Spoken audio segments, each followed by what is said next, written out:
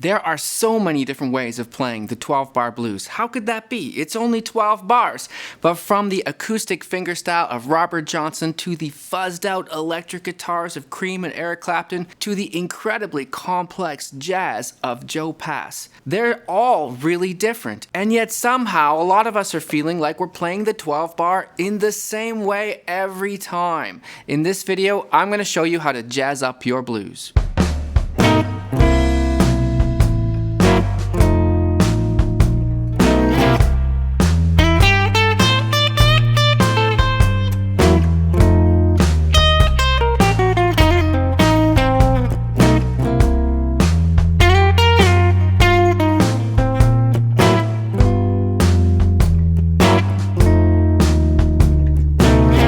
So if you've ever taken guitar lessons, or even if you've ever watched a video on how to play guitar, at some point you might have come across how to play the 12-bar blues like this. And there are thousands and thousands of great songs that use that. But there are so many other ways of playing the 12-bar blues. Let's look at that first chord. Let's say we're in the key of C. So, of course, our one chord in the blues is going to be C7. Now, we could play a big C7 bar chord like that. Sure, we could. Or we could take a more jazzy form. And a lot of jazz guitars, what they do is they shrink the chord down into just its essential notes. In this case, we're going to have the root, which is C, of course. We're going to have the minor 7, which is what makes it C7. And that's going to be 2 strings up on the same fret, 8th fret. And we're going to have the major 3rd, which is at the 9th fret of the G string there. And we're going to play only those 3 notes. You'll notice that I'm skipping the A string. The A string just kind of gets blocked without even really trying. My first finger is going to kind of block the A string so that when the pick strikes through the A string, all I get is that click anyway. So I'm going to strum through 4 strings in total. 1, 2, 3, 4. You'll notice that second one is the click, right? 1, 2, 3, 4. When I strum through them, it gives us the essence of a C7. We're missing the 5th, but the 5th doesn't really add much character anyway, so that's why they often take it out. And the huge advantage of using these little chords is that we can move them really quick. We can switch from chords to soloing really quick. It's so easy once your fingers get used to these shapes.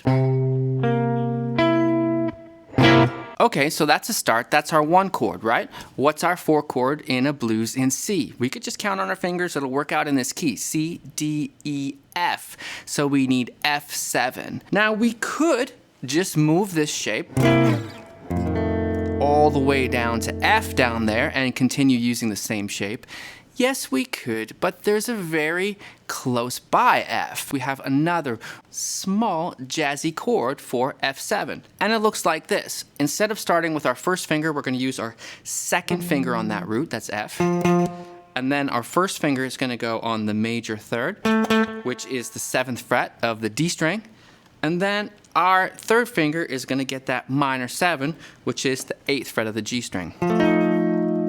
And this forms just a little triangle. It's quite easy to grab once you get used to it. So before we get going through the whole thing, just practice going from C7 to F7. It's a pretty easy switch. You'll notice one thing that happens is that this 3rd finger, he stays on the same string. All he does is slide down 1 fret, while the other guys shift to take the triangle shape of F7. Watch that 3rd finger. Now, if we've remembered our 12-bar blues form, sometimes we get 4 bars of 1.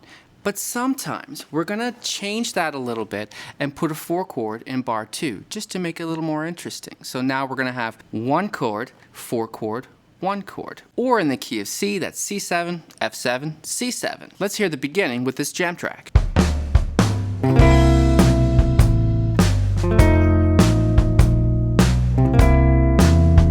Easy, right? Now we're gonna make it a lot more complicated and a lot more cool in a bit. But let's make sure that we've got the 3 chords we need to get through the whole 12 bar. So we know we're gonna go back to the 4 chord in bar 5. Back to F7 in bar 5, right? And then we know we're gonna go back to the 1 chord in bar 7. Now we're almost there. We need a 5 chord for bar 9. But we remember that whenever we have a 4 chord already figured out, the 5 chord is just 2 frets above. So once we've figured out the 4 chord, we barely even need to think about the 5 chord. We just take the 4 chord and move it up 2 frets. There it is. That's G7. After that G7, we go back to F7, and then we go back home to C7. Now we have the whole thing. So let's hear it with the track.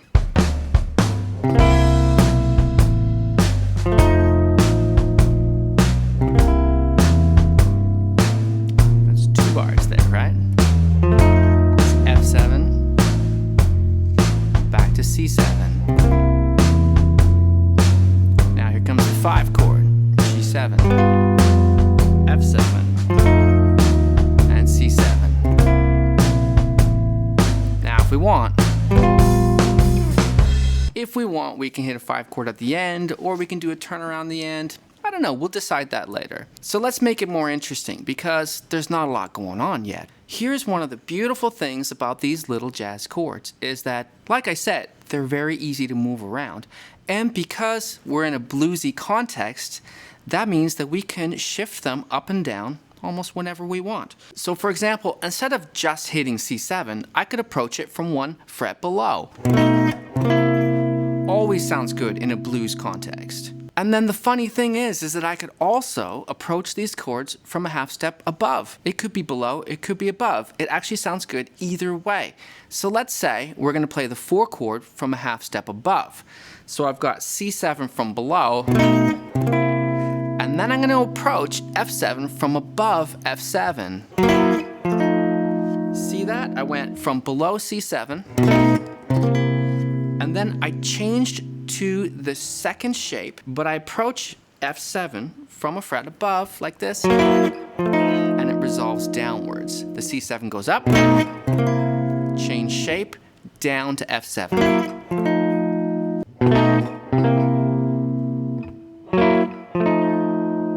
Now, since we know at the top of the 12-bar blues, we go right back to the 1 chord, we'll just do the same thing.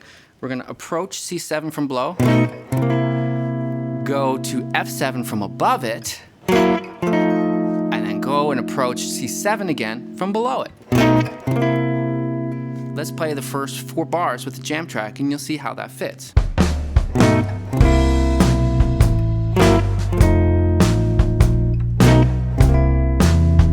Now we have a very interesting sound. That movement from below the chords and above the chords creates so much tension, but the tension doesn't bother us because it gets resolved almost right away by landing on the chord. Now we could apply this approach to every chord of the 12 bar. Maybe that's excessive. I don't think so. If you hear it, I think you'll like it. I really like it. It doesn't get tiring to me.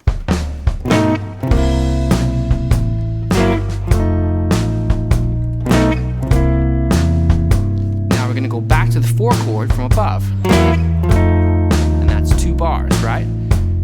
Back to the 1 chord. Now let's go to the 5 chord. Back home. And by the way, you can download the tabs for this exercise and the jam track from our Patreon. The link is below. So it does take that little bit of thinking ahead and even using your eyes to look at your target, even though you're playing the half step below. And then, did you notice what I did going from the 5 to the 4 chord? That's the easiest one because, as we remember, the 5 chord is 2 frets above the 4 chord, so we might as well just walk down chromatically. That's still approaching the 4 chord from a half step above, but we don't need to think about that. It's easier just to think, go down fret by fret. It's just so simple, and yet sounds so good. So let's put it all together, what we've got so far, and then we're going to add some soloing in between.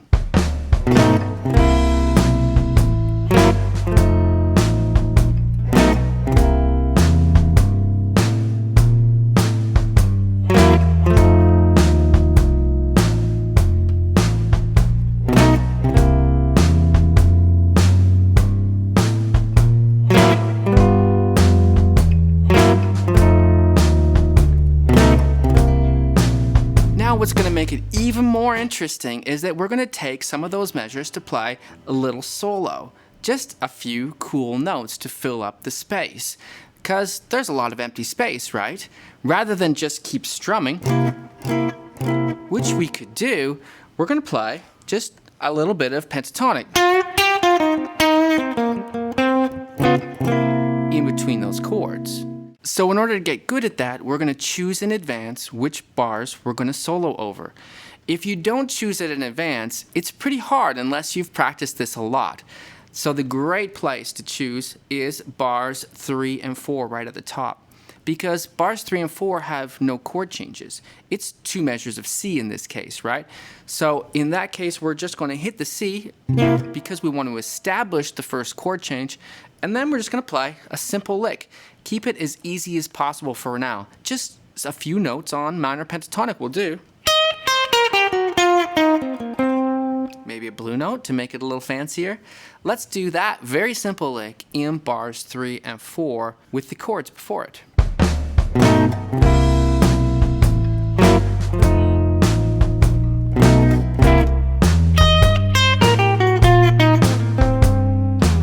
Yeah, a simple lick, but for some reason when it's in between playing the chords, it sounds really more interesting than it would otherwise. So the next best place to play a little solo are bars 7 and 8 because that's another 2 bars of C7. And so we're going to use that to play some more minor pentatonic.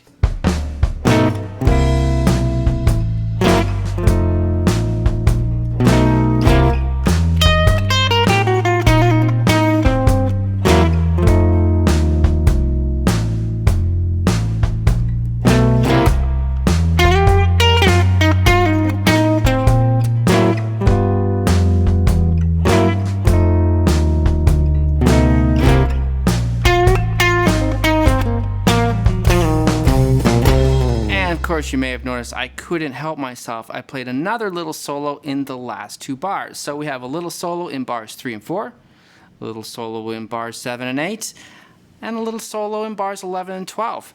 That's pretty good, but of course, you've noticed there's still more space, right? Once we get good at this technique, we can fill all those spaces, like between bars 5 and 6 is a pretty good moment. And that would give us a great opportunity to use one of the other cool techniques that I talk about in my videos, and that is switching from major pentatonic on the 1 chord to minor pentatonic on the 4 chord. What's our major pentatonic lick going to be? Let's say it's something like this. That's major pentatonic extension shape. Let's think about that for a second. How did I get there? Remember, first finger pinky rule real quickly is pinky on C gives us major pentatonic for our easy shape. And then what is extension shape from there? Extension shape is 2 frets up, and that's the box. So that's where we're going to play this lick, in that major pentatonic box right there.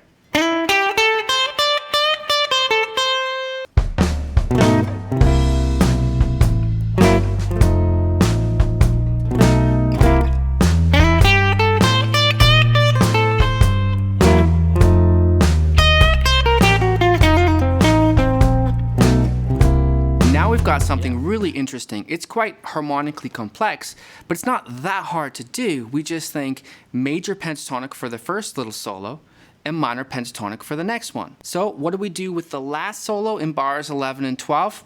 Let's just stick with minor pentatonic because we've already gone there. We already have the dissonance, the bluesiness of minor pentatonic.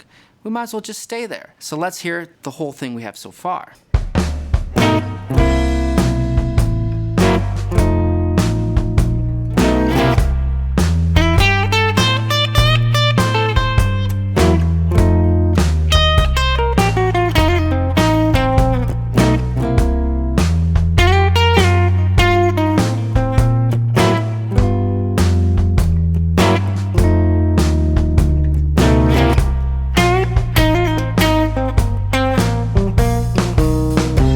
enjoyed this video, smash that like and subscribe because we've got lots more videos coming to this channel just like this one I've got on the screen here for you.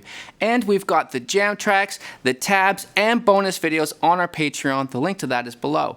My name is Blue Morris and I teach guitar lessons here in Vancouver, Canada. I'll see you in the next one.